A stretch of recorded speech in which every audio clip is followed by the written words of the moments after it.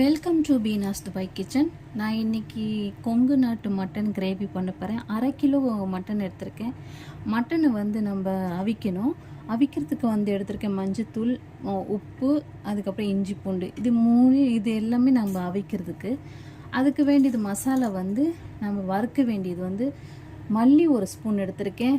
பட்டை, கிராம்பு, ஸ்டா, மிளகு, சீரகம், காஞ்சி மிளகாய் எடுத்திருக்கேன்.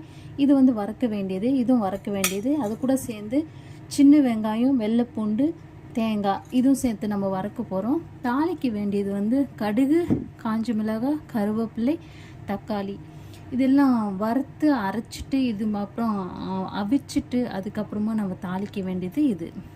சரிங்களா? பார்ப்போம் நம்ம வறுக்கிறது எப்படின்னு பார்க்கலாம். வறுத்து எடுத்துக்கலாம்.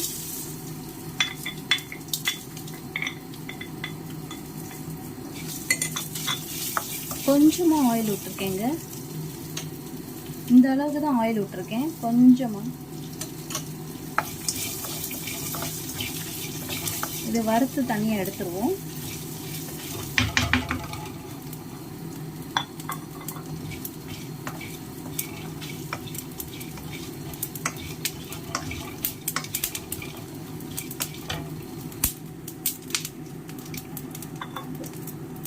அவ்வளோதான், எடுத்துடலாம்.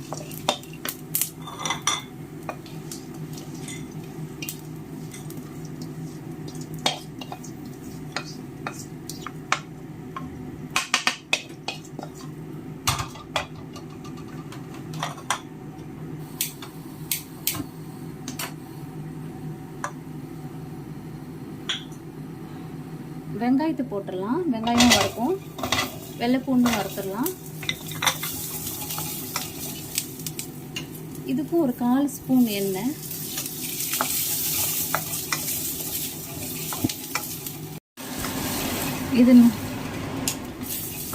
இது நல்லா வறுத்தாச்சு. இதில் ஒரு 2 ஸ்பூன் தான் எடுத்திருக்கேன் தேங்காய்.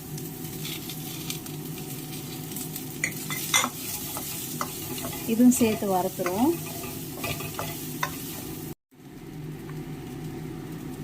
இது வறுத்தாச்சுங்க, இறக்கிடலாம்.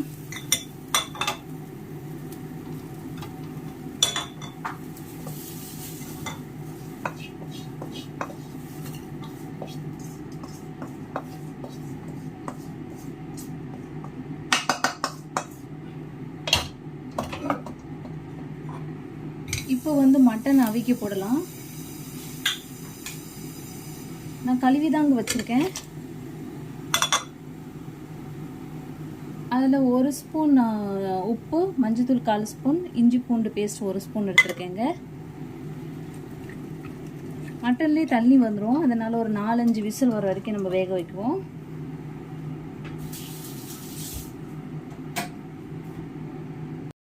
மட்டன் நல்லா அவிஞ்சிருச்சு. நான் அவிச்சு எடுத்துட்டேன். இங்கே பாருங்கள், சூப்பராக மட்டன் அவிஞ்சிருச்சு. இனிமேல் நம்ம மசாலையை அரைக்கலாம்.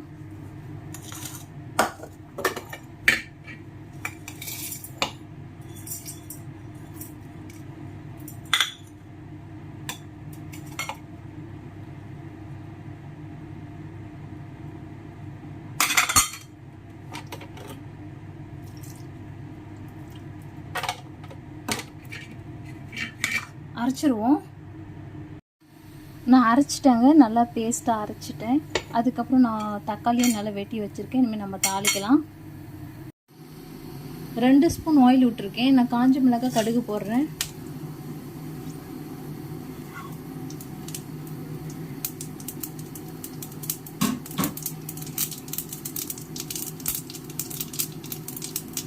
கருவேப்பிலை போட்டுருவோம்.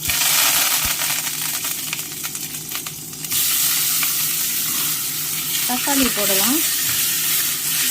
இது நல்லா வதங்கின பிறகு நம்ம இந்த கிரேவியை போடுவோம். இந்த மசாலையை நம்ம அரைச்சி வச்ச மசாலையை போடுவோம்.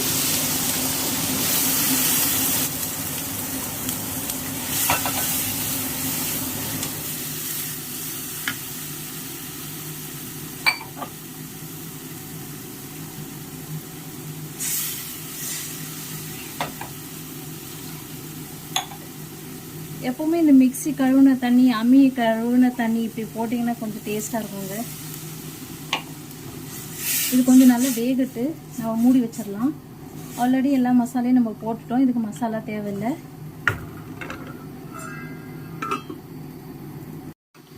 கிரேவியை பார்ப்போம்.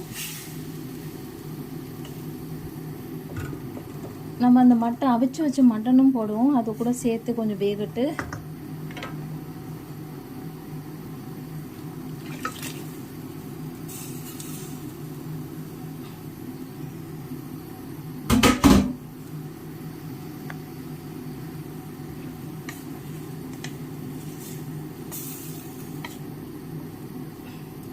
உப்பு இருக்கா பார்க்கலாம்.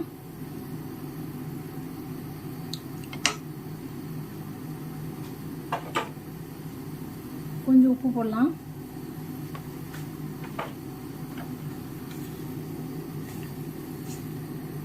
இதெல்லாம் நல்லா வெந்து வரட்டும்.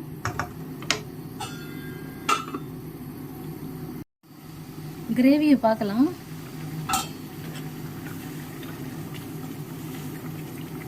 இது நல்லா சுண்டி வரட்டுங்க.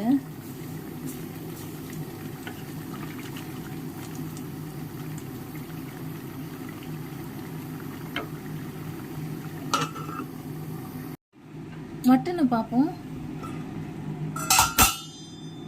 மல்லி இலை போடுவோங்க.